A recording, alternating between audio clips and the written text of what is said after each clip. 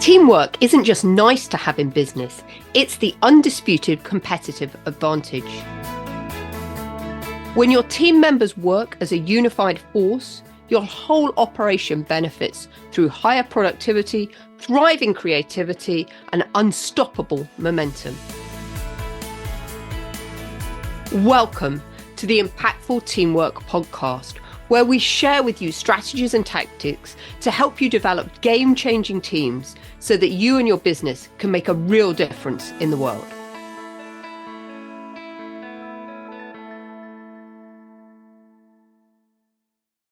Welcome back to Impactful Teamwork. I am so delighted to have you back here today for our next episode on this series.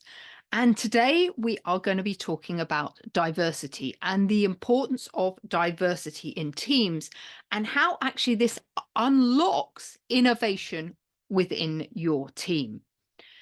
I really believe that diverse teams are critical to business success. And they're what makes the difference between an average team and a team that performs above the norms and can achieve exceptional results.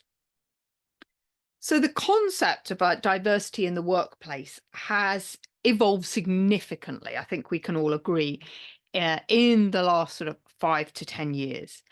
And particularly in the last few, it's no longer just about meeting quotas and ticking boxes.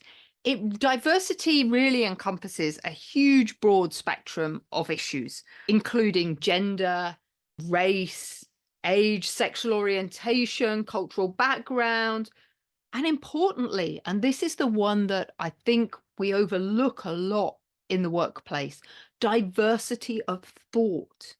Because in an increasing globalized economy, diverse teams, in my opinion, are becoming the backbone of innovation and creating resilient organizations.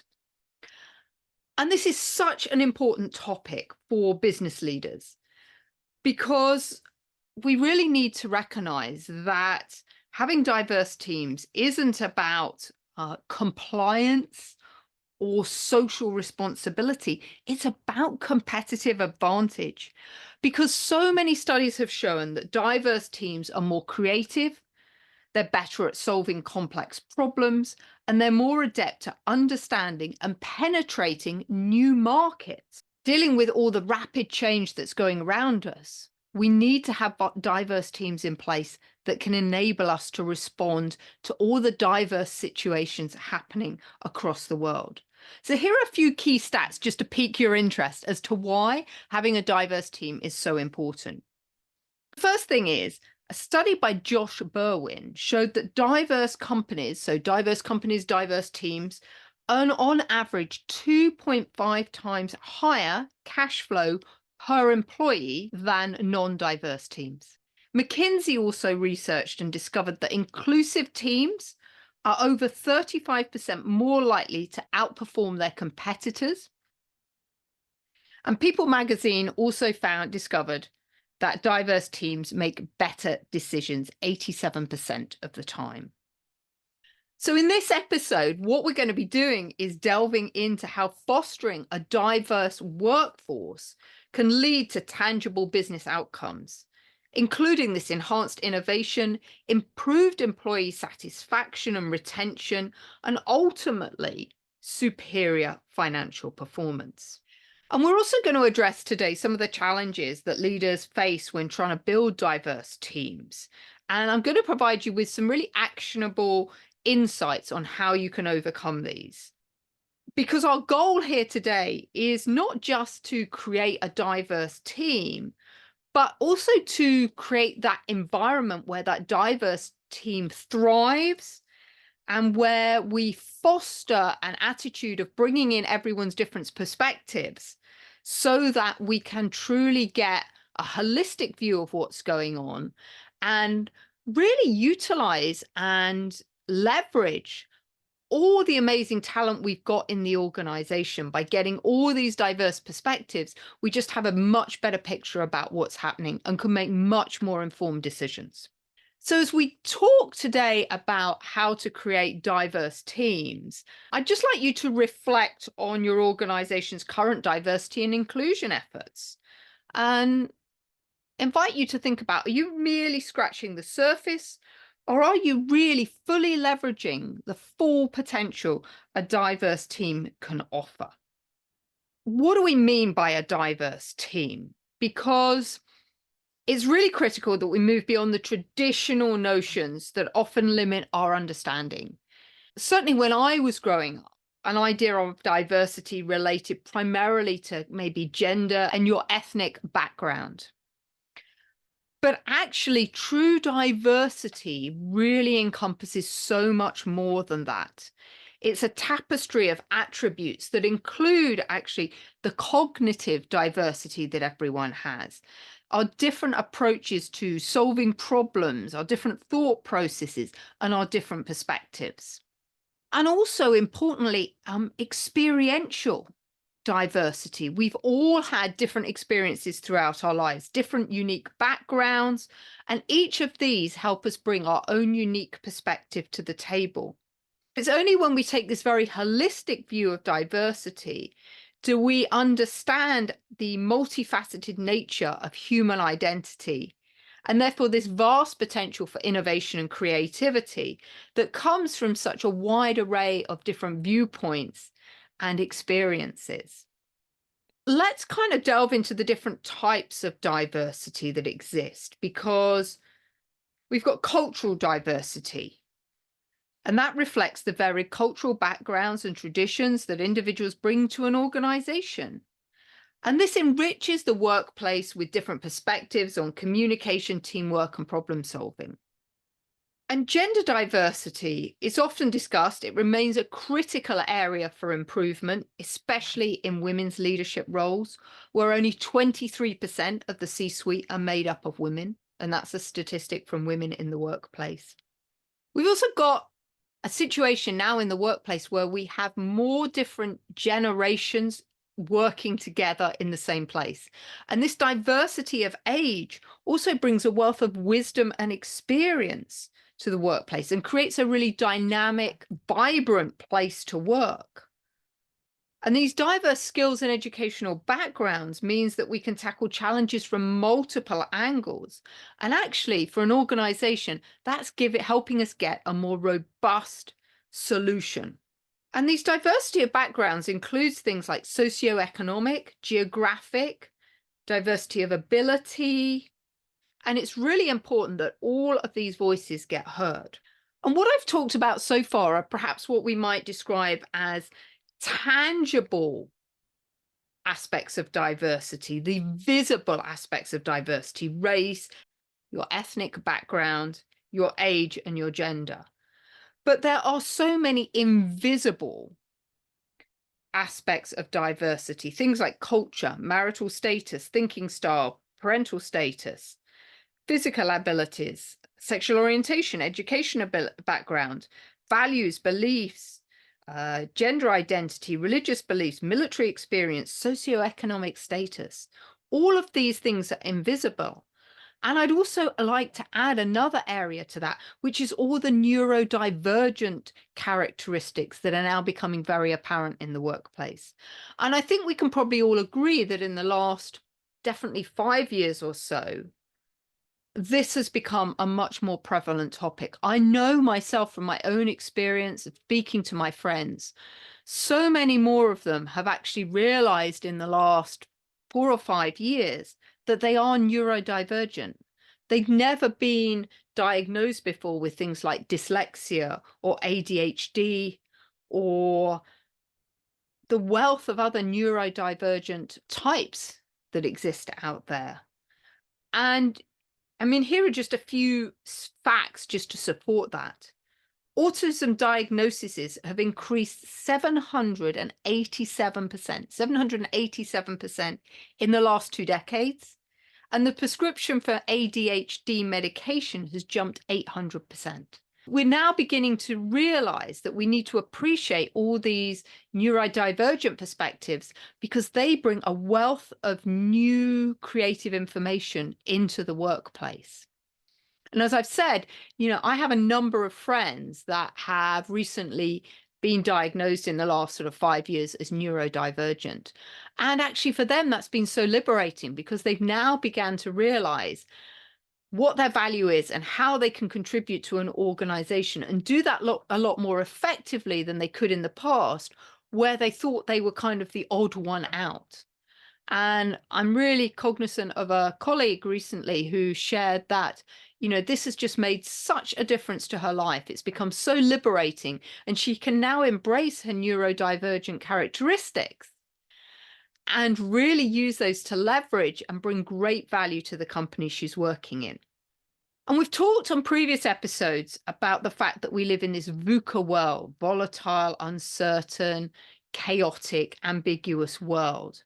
And the environment that we live in is transforming at an unprecedented pace. And it's driven by technological advancements, globalization, and shifting societal norms. So what does this require? This requires organizations to be able to adapt quickly to new markets, consumer demand, and new ways of working. We've all needed to embrace in the last few years the notion from working from home as a result of the pandemic, when everyone was forced to work from home.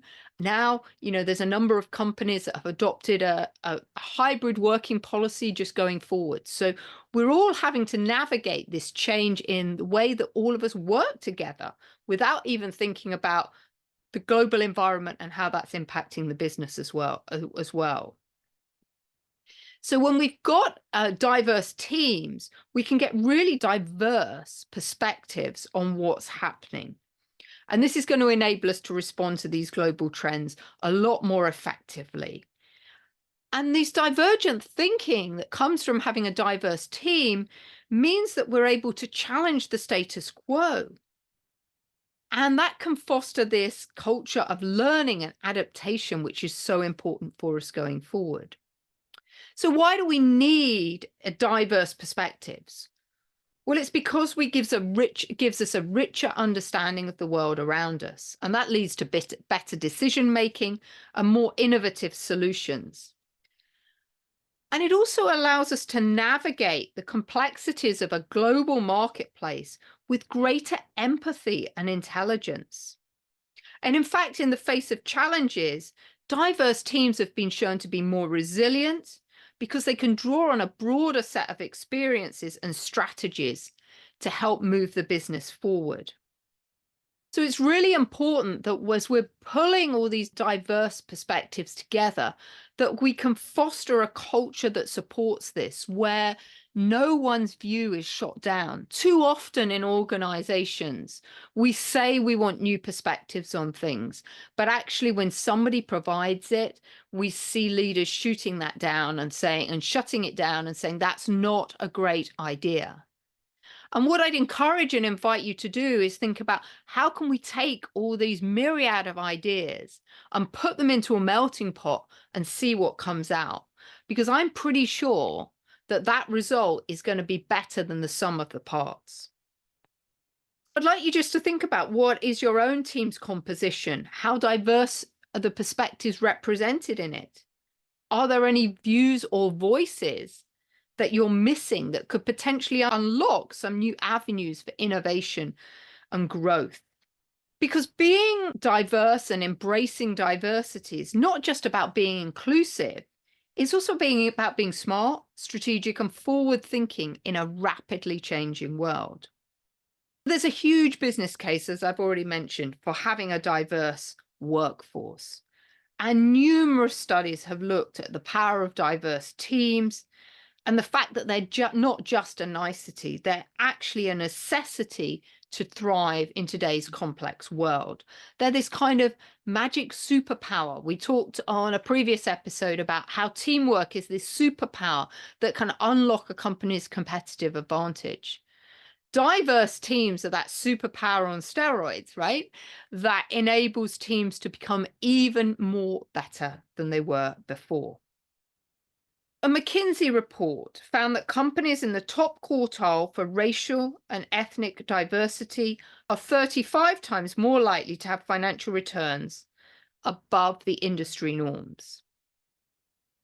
And another study's highlighted that business with more diverse management teams have 19% higher revenue due to improved innovation. That's a statistic from the Boston Consulting Group.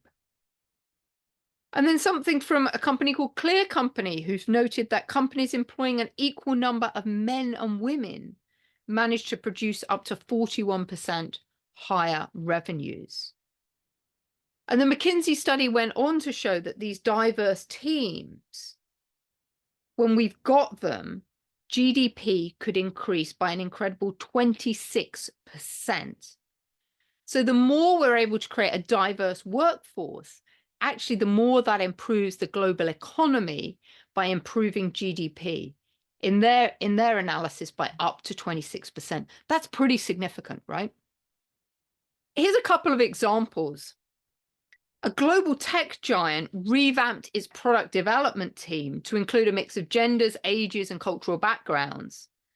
And that the result of bringing that diverse mix of people together led to the creation of a groundbreaking new app and addressed previously overlooked needs and resulted in them capturing significant market share. And another example is a multinational consumer goods company that leveraged the diverse insights of its team to tailor products for emerging markets. And actually, what that resulted in was double sales in those regions. The case for having a diverse team is not just financial, but also in terms of innovation and market expansion. But also, I'd argue, in terms of employee engagement as well. If people are feeling valued within your teams, they are more likely to step up and be more engaged and be more productive and more effective. In today's fast-paced business environment, having a diverse team actually gives you that competitive edge. And it's clear that investing in diversity is a priority for all companies in order to safeguard their future. A recent study by Accenture showed that close to 50% of CEOs believe that they're going to need to reinvent their businesses. And the only way they're going to be able to reinvent those businesses is by pulling in these diverse perspectives of all the different people within the organization in order to create new products and services that meet needs that perhaps they don't currently serve. But let's be honest, it's not always easy to create diverse teams. There are a number of challenges within organizations and within the structure and society that can hamper our ability to do this. And we only have to look at how long women have been trying to get into boardrooms and into the C-suite to see that despite a pretty concerted effort, those numbers are still pretty low. I said 26% of C-suite of women are in C-suites. So this isn't an easy problem to solve. And many of you will be aware that diversity and inclusion is high on the agenda of many, many companies. But some of the things that we can do to help create a more diverse workplace are really to be aware of unconscious bias in the workplace, and particularly in our hiring practices. There's a habit that we hire people just like us. And of course, that can create a workplace where everybody is the same, and therefore we lose out on these diverse perspectives that is available. What can we do with this in order to ensure that we create diversity, particularly during the recruitment process, and that we eliminate unconscious bias that might be out there? We might need to have hiring boards. It's not just one person hiring people in, but we have a board of people that are hiring people in so that we get different perspectives. There might also be stuff around improving training to make people aware of their unconscious bias. By definition, people are typically unaware that they have an unconscious bias around something. And I'll be very candid and share that when I first started out in the corporate world, I didn't know I had an unconscious bias, but because our unconscious bias are taken on by us at a very, very young age. They're programming that we get fed, something we learn that while we're a kid growing up that we take on to be truth. And one that I had taken on that I was unaware of was the fact that my father worked in London. He had quite a successful job. And I used to see him go to work every day in a grey or a navy pinstripe suit. And in my mind, I equated working in London in the city, wearing a grey or a navy pinstripe suit equaled success. And fast forward to the first time I had to hire people in to my team when I worked in London. I was interviewing, I shortlisted a number of candidates. They came in that day for interviews. And there was a gentleman on paper. He was looking very successful. I thought he would be quite a great candidate for the role. And he turned up for the interview in what I could only describe as a plum or a burgundy colored suit. And in that moment, my unconscious bias kicked in. And because he wasn't in a navy or grey pinstripe suit, I, in my mind, thought this candidate can never be successful in this role. This isn't the right role for him. Now, of course, at the time, I didn't know about unconscious bias, but looking back on it now, I now see what a massive flaw that was. I lost the opportunity to bring that gentleman's potential skills into the organization because I had this filter in my mind that he wasn't wearing a navy or a grey pinstripe suit. It's really important that we think about this unconscious bias and how it can impact us within the workplace. So some of the strategies, as I said, to overcome these challenges are to maybe have a structured interview process, utilize diverse hiring panels, offer this training to raise awareness among employees and managers, foster effective communication, and maybe involve cultural competency training, and give people clear channels for feedback so that they know if they are exhibiting any unconscious bias and what to do about it, and how the impact of that is impacting the diversity of the team. Because it's so important as leaders that we've got to be proactive in building this inclusive culture. And this needs to be a culture that celebrates the differences that people have and provides equal opportunities for growth and development of everybody. So we need this top-down commitment from senior management and clear goal setting and metrics to hold the organization accountable. And we really need to see leaders actively soliciting diverse opinions and perspectives within the workplace so that everyone recognizes that diversity is something that is valued within an organization, within a team, and recognizes that it's such an important trait that we can't overlook. I'd just like you to think about what's your organization's approach to diversity and inclusion. Are there any unconscious biases that maybe you need to address? And how effective are your communication and conflict resolution strategies within diverse teams? So as we bring this to a conclusion, I just want to give you some actionable steps that you can take to help build these diverse teams that are just so important, as we've seen from so many different perspectives, for the organization's success. The first is going to be thinking about how do you physically build that diverse team? How do you put in the right hiring practices to ensure you've got diversity? How do we create an inclusive culture where everyone's view is heard and recognized? How do we leverage diversity in decision making so that we can get a much more holistic view of what's going on from loads and loads of different perspectives? And recognize that this is an ongoing process.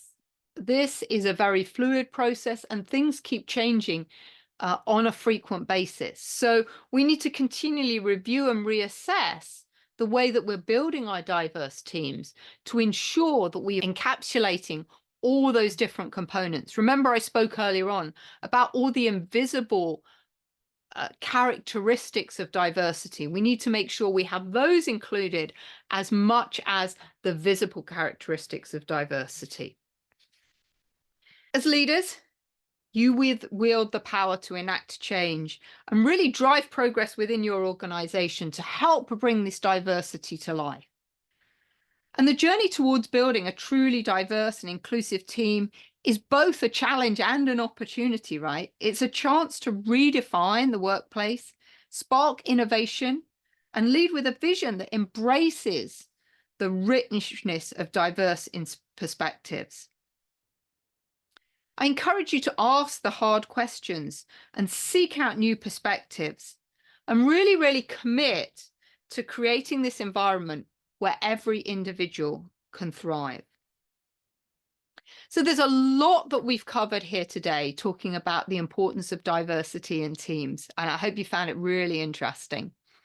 I will have some quite extensive show notes accompanying this episode, so I would encourage you to go over to the website on businesshorsepower.com/podcast, where you'll be able to find those.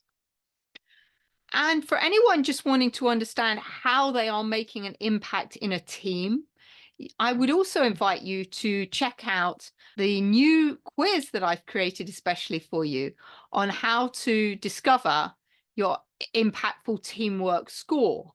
And this measures your performance in 4 different areas within the organization. And again, you'll find a link so that you can take the impactful teamwork scorecard in the show notes. I'd love to hear from you on any thoughts that you have on how you have created a diverse team, what you're doing. It's really important that we all learn from each other. So please do feedback and we can incorporate that into another show. Or indeed, if you'd love to come on this show and share with me and the other listeners what you've done to help you create a diverse team, I'd love to hear from you, because I'm always happy to have guests on the show. In the next episode, I think what we're going to look at is some examples of effective teamwork. So important that we can bring this topic to life with examples of what real companies are doing out there to improve teamwork. I look forward to seeing you on the next episode, and I hope you have an amazing day. And if you've got any feedback, please do send it through, and I'd love to hear from you. So take care. Have an amazing day. Bye-bye. Thanks for listening to the Impactful Teamwork Podcast. Please stay tuned for future episodes and do subscribe wherever you get your podcasts. If you've enjoyed this episode, please leave a rating on your favourite platform. Recommendations are essential for attracting new listeners. Please follow us on social media at Julia Felton and at Business Horsepower. And if there are any topics you'd like us to cover on future episodes, please do let me know. Remember, you and your team are always making an impact. What impact will you make today?